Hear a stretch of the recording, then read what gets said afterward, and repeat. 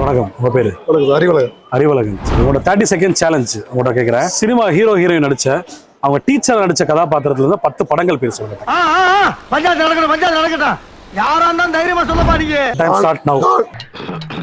ரொம்ப பயங்கரமான ஆளா இருப்பாரோ. டான்.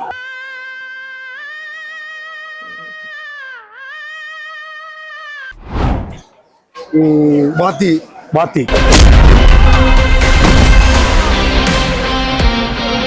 பாத்தி. மாஸ்டர்.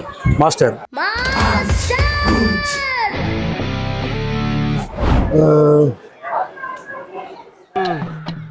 எப்பா ஒரு டீ ஒன்னு போடு. டைம் போயிட்டே இருக்கு.